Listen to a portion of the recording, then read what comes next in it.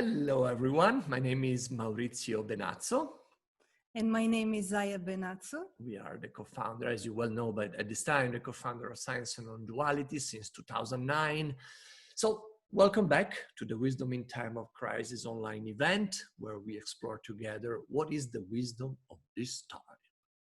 And we are delighted to have with us today Michael Meade. Welcome, Michael. Welcome. Michael Good to see you both. Good to see you. Thank you for your generosity, your time, and being with us today again. Michael Meade is a renowned storyteller, mythologist, and author. And Michael has the incredible gift to combine the wisdom of ancient myths and stories with a deep intuition and make them relevant to the modern times, to where we are today as humanity, and helps us learn from the wisdom of old stories and myths.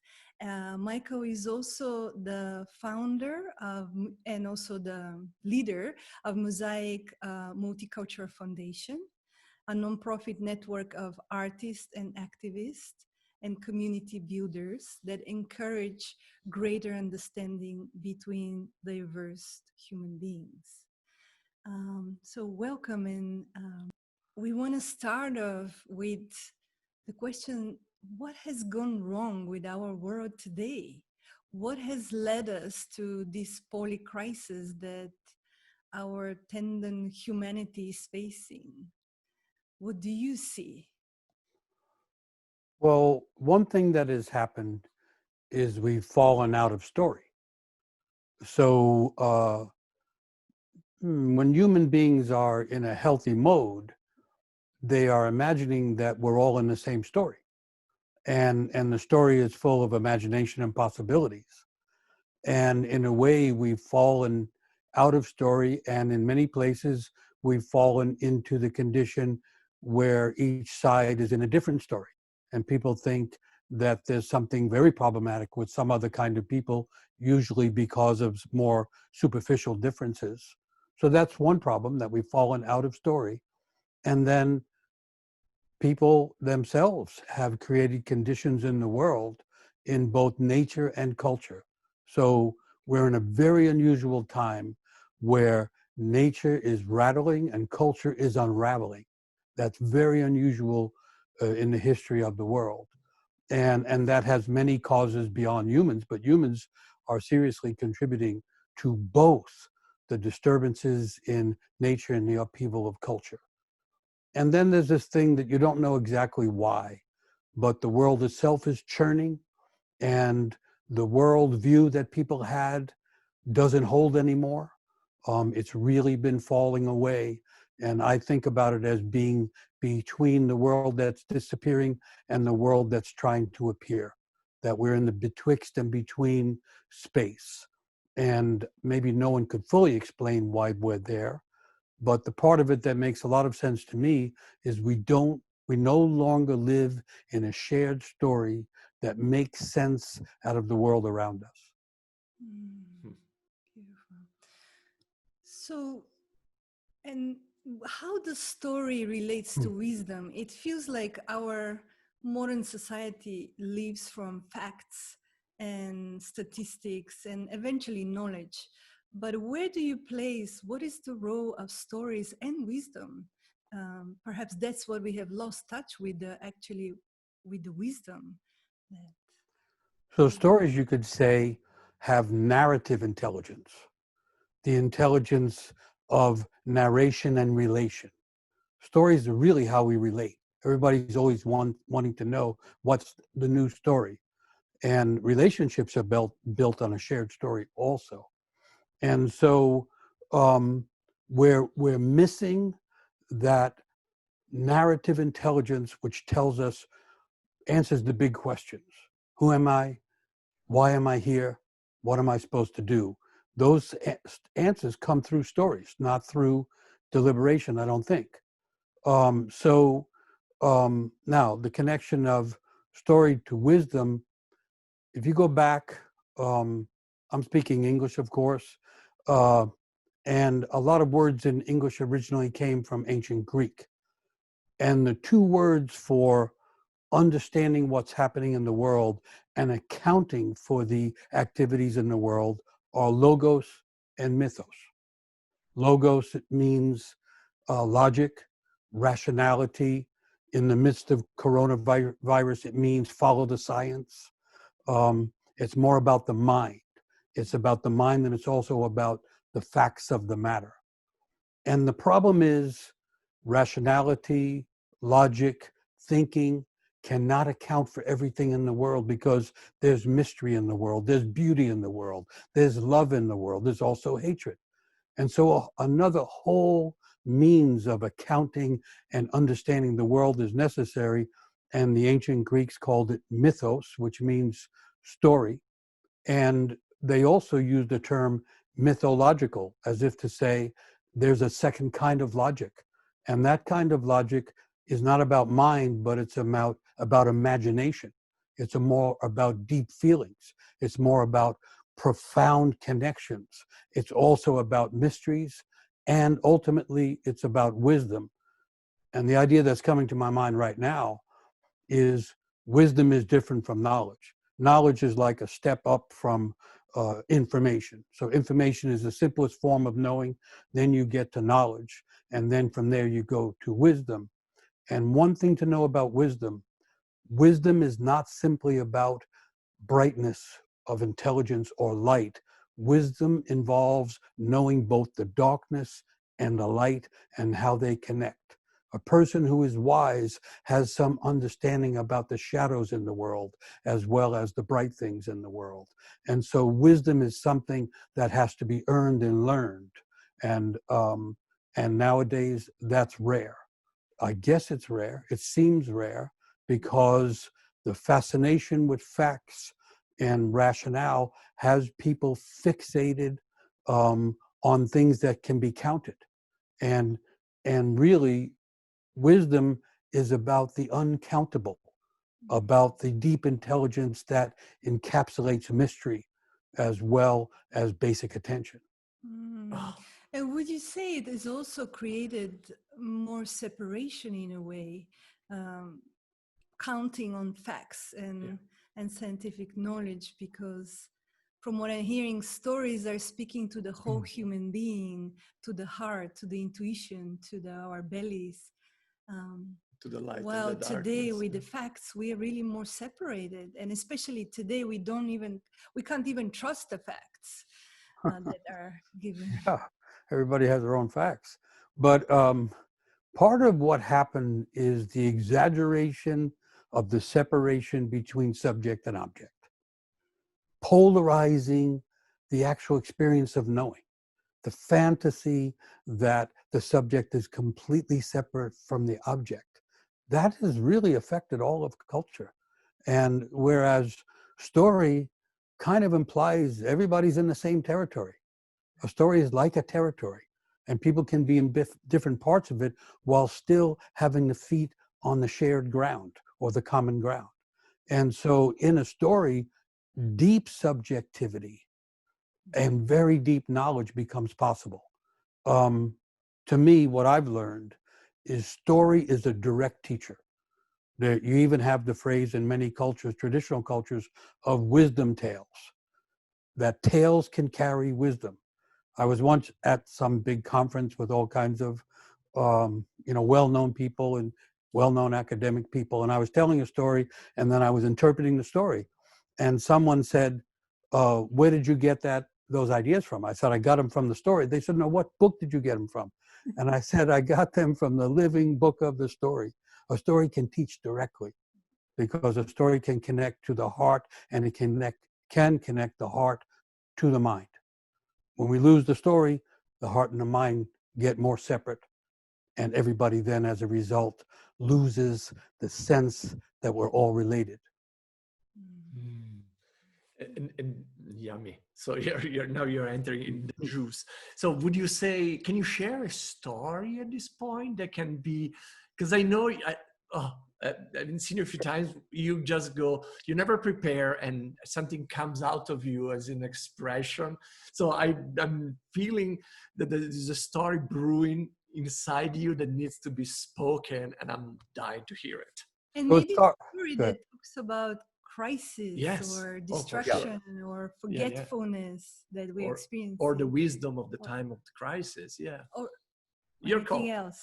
So what happened when I said that wisdom was the darkness and the light? That was the thread of a story coming up. That's what was happening. So here's the story that came up on this thread that, you know, we didn't know that you were going to pull it. And so this is an old African tale, and simple tale it might seem, but it's pointing at something profound. And the story begins where a sister and brother are wandering through the savannah, beautiful day, just enjoying, you know, the wonder of nature and being alive in the world. And then they see before them their father, which is quite surprising because their father had died some time before. And so there he was, and he's gesturing to them, come on, follow me. Well, what could they do? It was their father, and not only that, he had died, so they had to follow him. And they follow him, and he goes to an opening in the ground, and he begins to descend under the earth or into the earth. And again, gesturing, follow me. What could they do? It's their father. He had already died. They followed him down, and they go down into the earth, and there, down there, there's a village. And they walk into the middle of the village following their father, who turns to them and for the first time speaks and says, find a place at the edge there in the bushes and watch what happens in the village, and I will come back later, and then you can tell me. What could they do? It was their father. So he left. They went into the bushes and watched. And after a while, a whole group of people came into the village as if they were the people of the village. And they stood in the center of the village. And after a while, there came a man, a kind of noble looking man who came and stood in the center of the village as if maybe he was the chief. And he was turned to one side so that as the sister and brother looked at him, one side of his body was covered with maggots. And the people that were the people of the village came up to him and began to clean the maggots off that side of the body. And after a while, when they had done that, that man who looked like maybe the chief walked out of the village, and then all the people walked out, and then no one was there, and then the darkness came and night came. And then in the morning, when the light came back, eventually the people came back. And after a while, that chief came back. And he stood in the midst of the people, in the midst of the village under the earth, and he turned the other side.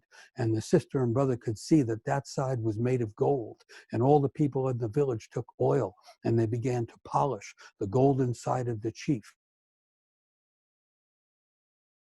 Greatness. And then the chief walked away, and the people disappeared. And then the father came back and spoke to the sister and brother and asked them what happened. And they told him what had happened with the maggots and with the gold. And then he gestured to follow him back up the trail. They had gone back up into the brightness of the day in the earth.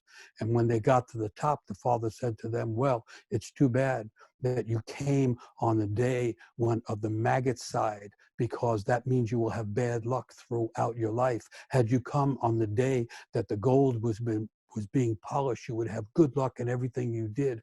And that's all he said. He didn't say another word, so the sister and brother simply bowed to their father and walked back into the world. And they were glad they had each other to talk about what was this mystery of the maggots and the gold. And nothing more is said about this story. Wow. So, Wow. just a little story. Yeah. So there's many things in there. It has the dark side and the light side. You could say, since it's a chief, it's a story about leaders, and that if someone's going to be a leader, chief or whatever, that people are going to have to pick the maggots off the side of them that's kind of rotten, because every human being has its darkness and its lightness. And part of the job of friends is to help us become conscious of the parts of us that are not healthy. And part of the job of a village is to kind of clean the psyche of their leaders. Of course, right now, I'm in America. Right now, that's incredibly important. As a matter of fact, the maggots seem to be taking over the central government in America. But anyway, that's a different story. But also, so there's a way in which the story is about the deep ceremony of the self. And it says, in a way, there's two things in the deep self. And one is something that is not healthy, is kind of like a wound, maybe a little bit rotten, that affects our life and that has to be healed. And then the other thing that's down deep inside each person is the gold in the self. Each person has golden qualities. That's the old idea. As a matter of fact, in alchemy, you're supposed to turn the lead, which would be the dark side, into gold. And the interesting thing about the gold, it's there, but it needs to be recognized by other people, and it needs to be polished by the kind of confirming energy of other people. And so this is connected to the very old idea that each person is wounded and gifted. And the wounds have to be healed and the gifts have to be blessed in order for a person to be able to go back into the world and give what they have. And one way I would connect it to the modern world and how we started talking about story is we're in a story of the world where the wounds are coming up. In psychology, it's called the return of the repressed. As all the wounds of ancient time come up, as all the conflicts come to the surface, as really intense so-called negative energies come out all over the place, raw energies. But interestingly enough, it's also the time of the awakening of gifts of people. In ancient Greece, it was called the time of collapse and renewal. And so this story says that all human children come into the world and eventually have to face these two issues. Beautiful. Wow. Yes. And I love that this story also speaks of descending, going under the ground, because many of our spiritual teachings tend to be about transcending. And I think there is something about, and maybe you can speak about that, about balancing the transcending with the descending, with the exquisite qualities of being, with the ones that are less comfortable, that are challenging, that are dark. And maybe we've gone also a little bit out of balance in our spirituality by becoming more attached to the transcendent qualities. Yeah. This classic distinction is between spirit and soul. Spirit is connected to fire and air, and it rises up, rising towards the one. Soul is connected to water and earth, and it descends. And when it descends into multiplicity. And so to be a fulfilled person, a person has to ascend to the greatest imagination that they're capable of, but they also have to descend into the deepest profound feeling and experience that they're capable of. And so another old idea for that was vertical imagination, vertical up and vertical down. And one of the ideas, this would be like a wisdom idea, you can only handle as much rising energy as you have descending capacity. And everybody falls down, right? I mean, the world is like unraveling all around us. Now we're in the midst of coronavirus, and we're in the midst of all kinds of other crises. And when these crises are over, the climate crisis is waiting for everybody, the entire world. And so that talks about descent. And that's why stories like this to me are valuable. To go down, to have to let go of the world as we know it, is not necessarily completely negative if we understand that down there are elements of healing, and down there are the golden, bright ideas we don't have up in the world now. They're also the very deep feelings that can cause us to be deeply connected, not just to each other, but to the animals and to the forests, which are all rooted down in the unseen earth. And so, in that sense, this is a time where descent is necessary. I call it, the ancient Greeks called it katabasis, a going down. And I interpret that as conscious descent. The old idea, one of the old little proverbs was, when you find yourself falling, dive. When it's going down, don't try to go back up. That causes anxiety and that causes neurosis. Go down. A big wave comes and you're a swimmer and you can't manage your way up that wave, you go down and come back up after the wave is through. So descent is natural. As a matter of fact, another idea just came to mind. The word ambition it's from the word ambit. And ambit means to be able to walk the entire territory of one's psyche. So the real ambition of a human being is to become knowledgeable about the entire territory of their soul and their psyche and their heart. And so this is a time to be ambitious, including descent to knowledge. Beautiful. And reclaim the true meaning of that word ambition. Absolutely. Because we have So forgotten, forgotten. the true Yeah. meaning. Thank Yeah, and when we talk about wisdom, in many traditional cultures, that would be associated with the elders. That the idea is, well, first distinction, this is an African proverb, white hair doesn't make the elder. Everybody gets older, not everybody gets elder, you. right? We're supposed to get older and wiser. That's what makes an elder. So what makes the elder wiser? Well, first of all, knowing the experiences of their own life. The idea of wisdom and elders means we extract knowledge from what we've experienced. And so you don't want elders who have not fallen down. Because again, if you think in the old way of thinking, they're gonna fall down. So you want to be with them after they've fallen down and come back up. So an elder is actually someone who's gone down hard and come back up. And the common word for that now is resiliency. The word resiliency means to spring back from having been down. And so resiliency only grows inside of people who go down and come back up. And so the world is in its down mode right now. You know, there have been periods in history where all the energy was going into building temples and cathedrals. We're not in that period. We're in the other period where it's very chaotic and there's a lot of darkness, and there probably is going to be more darkness. And so it's really is important to find ways of wisdom. And I'll say one more thing. What's wise in one situation is unwise in another. So there is no abstract or generalized wisdom. Wisdom is specific to the situation and the person.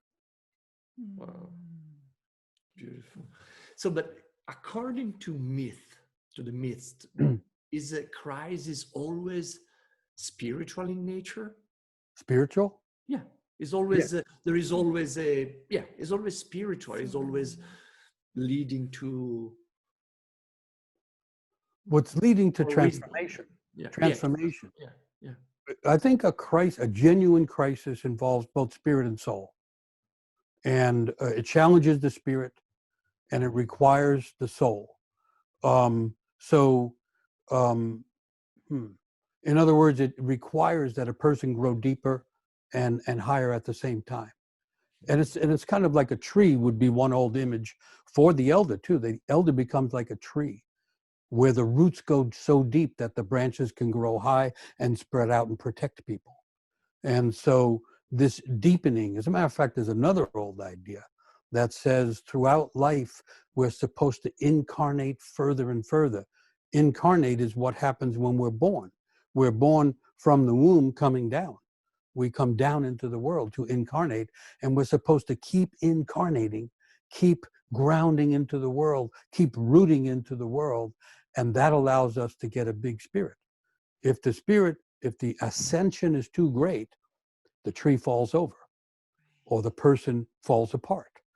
And so the idea is we go down in order to grow up. And that's collectively true as well. So one of the ideas that I've been pronouncing at this time is that we're in a collective rite of passage.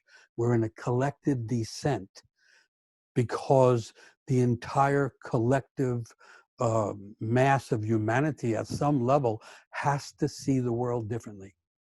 We have to find a world that's more inclusive, that's more genuinely understanding of how nature, animals, and people relate to each other.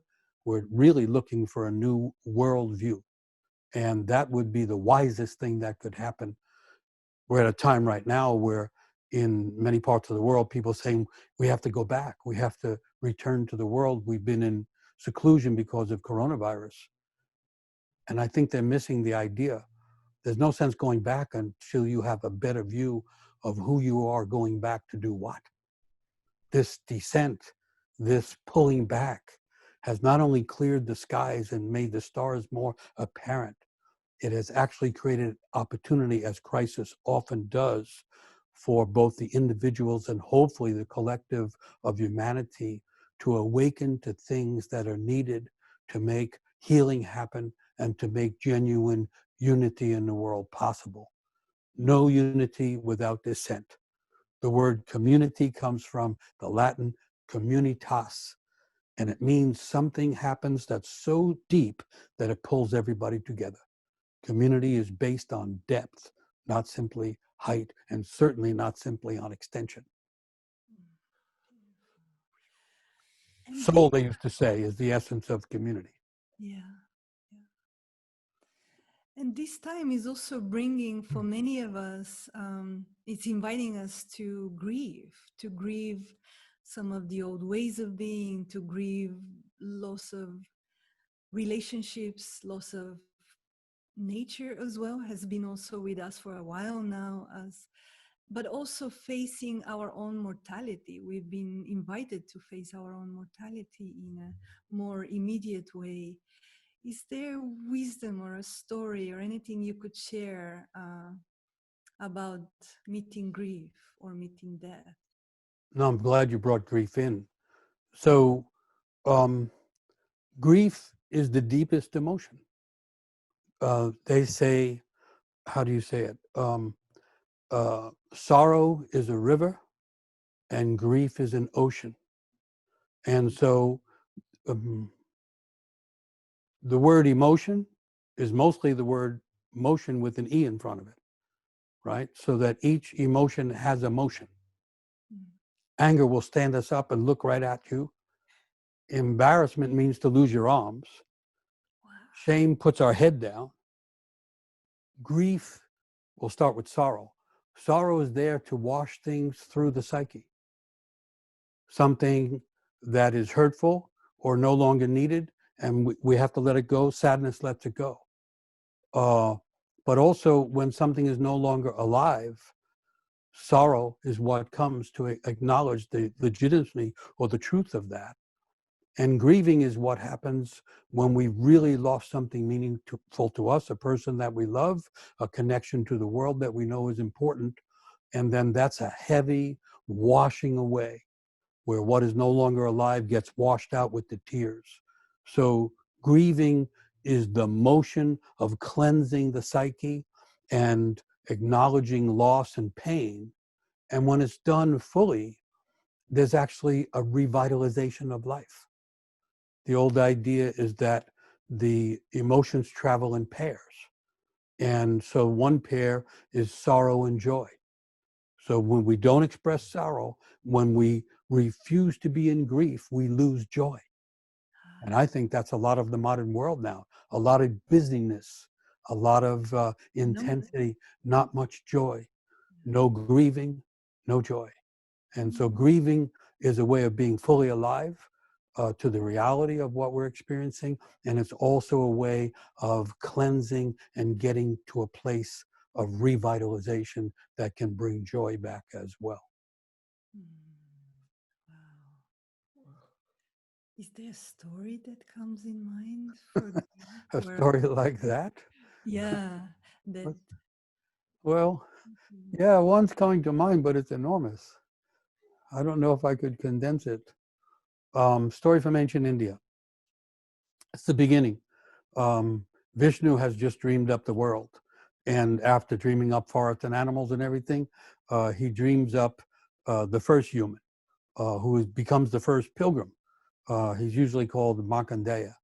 And he's wandering through the dream of creation that Vishnu has just dreamed up. And Vishnu dreams while he's floating on the eternal ocean of darkness.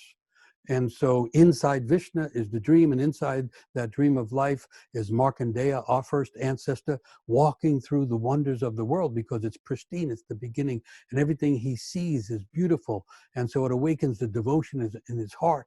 And so he's being devoted and making prayers at each step along the path as he goes through the world. But you know how it is. Perfection and ideal circumstances can only last so long. Something has to happen.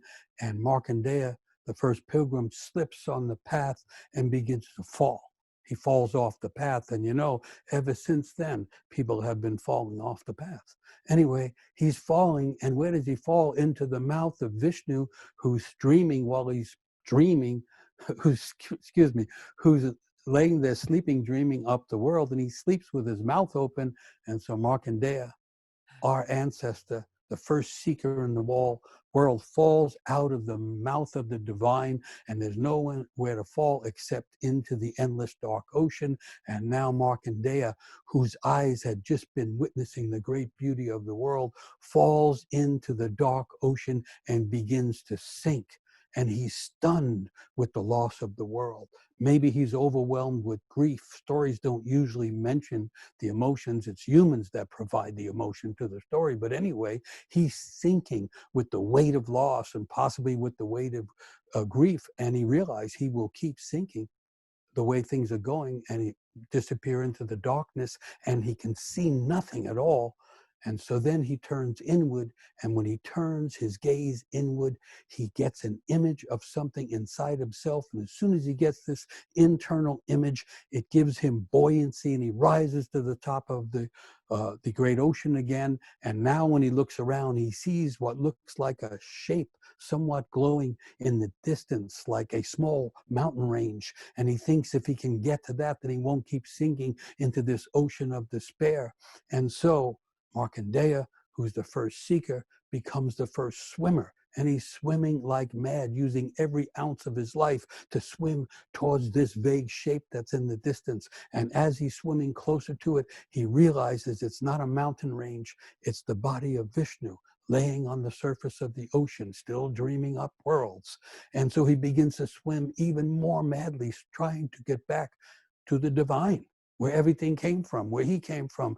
And as he's swimming back, a hand reaches out and picks him up out of the water and throws him back into the mouth. And it's Vishnu's hand, and it's Vishnu's body, and it's Vishnu's dreaming of the world. And now Markandeya, our first ancestor, the first seeker, finds himself back in the dream of the world, only he's now dripping wet with the droplets and the kind of moisture of the ocean of despair, and he has now become fully human. He knows the wonder of life and the beauty of life and the brilliance of having the gift of life, and he also knows loss and sorrow and despair and fear, and he's our first ancestor, and we imitate him.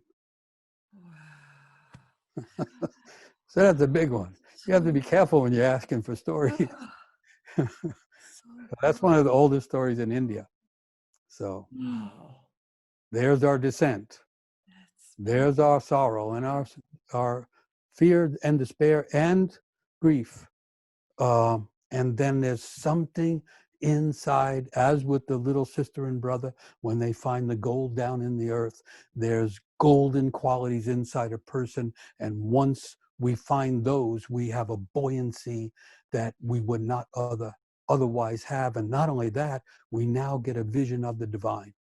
So here we are in the world, people sinking all the time out of poverty, out of despair from many different things, bigotry of all kinds, loss of work opportunities, coronavirus, all the kinds of things that are happening, and people are sinking with the weight of that. And really, wisdom would say, allow ourselves to go down, allow ourselves to turn inside. The big gift of the world of the East to the world of the West is a greater appreciation for contemplation and meditation. And when you can't find what you need in the outside world, turning inside and trusting that in the depths of one's own soul, there is imagination. People lose hope, and we're supposed to lose hope. The second level of hope is called imagination. And when we find the core imagination of our soul, we have a buoyancy that puts us back in life, but now with the wisdom of understanding what loss is, what fear is, what despair is, what darkness is. And then we also have, as our natural inheritance, a vision of the divine. That's what the story is saying, a vision of the divine and a connection to our own dream of life. And we don't get that until we allow ourselves to descend and to feel the depth of the world. Beautiful. what would you say are, from again from ancient stories, the elements that allow healing? Like descent is part probably of the healing. Are there any other elements that we can use as pointers or? Well, it's interesting, you know, that the word healing means to make whole, to make it whole. That's what the word means. So that tells you that the first move has to be to open the wound. Like an actual healer, if they're going to help a person who's wounded, they're going to open and clean that wound. You don't deny the wound. You don't repress the wound. You don't put a fancy cloth over it. You open the wound and learn the nature of the wound. It's interesting. In the first story I told, the maggots, they seem really terrible, but they're a little bit disturbing. But maggots have an incredible capacity to separate living flesh from dead flesh. So incredible, it's more accurate than a laser beam. It's so accurate that now in modern medicine, they're bringing maggots back into the hospitals on certain occasions because it is literally more accurate in dividing the living from the dead than a laser beam is. And so healing requires this incredible instinctive capacity to separate what's living from what's dying or dead. I mean, I'm just talking in the darkened wisdom of healing. I mean, we think of healing as a beautiful thing because it means to make whole. But to make it whole, it has to open the wound, separate the tissue that's not alive, in order that it can then become healed. And so then there's another great old idea that where a person has been wounded and healed, that part of a person, that part of the body is stronger than the skin that hasn't been wounded. So that it connects to the idea of the wounded healer, right? If you want a healer, you don't want a healer who's never been wounded. You want a wounded healer because that's where the empathy comes from. And empathy is actually a kind of intelligence. When you're empathic, you're smarter about what's needed. So you don't want an elder who has not fallen down, and you don't want a healer who has not been wounded. I hope that makes sense because, Absolutely. yeah. And so in a time like this in the world, where all the wounds are rising to the surface, the emotional wounds, the spiritual wounds, the actual wounds in terms of viruses and things, I think we're all being called to help with the healing. And so when a person is dealing with their wounds, one way to understand that is they're learning to be a healer also. And I think we're all being called to be wounded healers in a world that has wounds all through nature and wounds all through culture. And if we can learn a little bit about being wounded healers, maybe we can reimagine and begin to recreate the elders. Because part of the problem is that in most places, the world is being run by people who were elected politically, and they're not necessarily wise, and they certainly don't often act as elders. And there needs to be something more than politics if we're going to be healing culture and healing nature. And so I think everybody's being called to, we're already all in the descent together. That's what people say now. We're all in this together and we're all descending. And if there's a purpose to life, then the purpose now would be we all learn how to do some healing. There's an old Native American idea. All elders are healers. That is to say, anyone who has gone to the depths of their own life and been wounded and examined their own wounds and healed themselves to some degree and found their gifts, they have a way of healing. There's another Native American idea that says everyone who is born is carrying the medicine they're looking for inside themselves. And so in this time when much more medicine is needed, the ideas for inventing literal medicines and the imagination for making medicinal moves that heal nature and heal culture, they exist inside us. Another old idea. The soul comes to the world when it has something to give. So from the point of view of our soul, this is what we came for. And our job now is to accept it and get as much healing as we can, and then be able to give as much of our gifts and our own capacity to heal to other people in the world. That's the way I would look at it. That's the way the story seemed to suggest. Wow, so beautiful. One of our previous speakers said, beauty is terrifying, wisdom is terrifying beauty. And you communicate through the story so powerful that um, it's really a sense, it's a mood, it's that longing that is, yeah, terrifying beauty, exactly. It's not something we relax into, but it gives us hope, even though it can be dark and it can be scary. Yeah, everything complete has to have the two sides, the terrifying and the beauty. Beauty by itself is not beautiful unless you have the light and the shadow, what you were saying. The vertical and the vertical ascent and descent at the same time. I think it was Matisse who said you can never have enough blue in a painting. He meant you have to have the shadow for the beauty. As a matter of fact, all light comes from darkness. That's where the light comes from.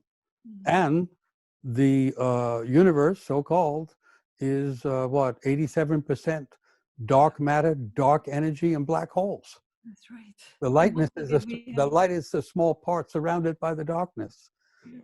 That's right. We don't even know what that is. We have no idea what really dark matter is. We just know it's not the enlightenment anymore. A friend of mine calls it, we're all now in the endarkenment. Endarkment. The endarkment. Very humbling. And who was that one visionary person who said, in order to know where you need to go, you must close your eyes and walk in the dark. Right. Oof. So there's a kind of a way of seeing into darkness or seeing through darkness. Right. And also the moment of facing darkness and realizing we don't know. The issues in the world, the issues in throughout nature, and not just climate crisis, but the crisis of ecosystems and the loss of species. That's a big darkness that there is no quick remedy for. There's no quick remedy. And now what's happened in culture also.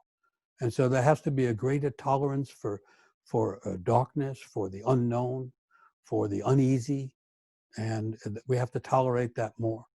And and in stories, very often, as with Mark and Zaya, the time of vision comes from accepting the darkness and the descent. So I don't know, you can't prove it, but that's what the old stories say, and I'm sticking with them. Wow. And there's so many layers that you're gently unraveling for us, but I know if we're sitting longer with you, more and more it will be sinking in us as we sit with the stories, and we're just getting yeah. Well, we're just going over the surface, but stories are so interesting because a story speaks to everyone in their own terms. Yes. When I say eternal ocean of darkness, everybody provides their own. Everybody just suddenly sees their own kind of darkness. And when the psyche is so alive, and we can only meet a story with our life. And so when a person's listening to a story, I love to look at audiences when I'm telling a story, because everybody looks younger. Everybody looks innocent and younger, because life peels away, and that inside part of them is just listening the way a child is, enraptured by a story. And so it has an enlivening effect on everybody, but then really everybody gets it in their own way. Myth has the capacity to speak to each person in the language of their own life. That's why it's so unifying. That's why when I say we fell out of story, we fell out of that capacity to be younger as we grow older. We fell out of that capacity to be able to meet the world with fresh eyes. The world, the way it's gotten absorbed with knowledge and information, people are seeing what they were told to see, and not even seeing, this is certainly true when it comes to nature, not seeing what's there. So anyway, the good news is that stories don't completely disappear. Story means storehouse. And so the things that people forget, the things that people lose, don't fall out of the world entirely. They fall back in the stories.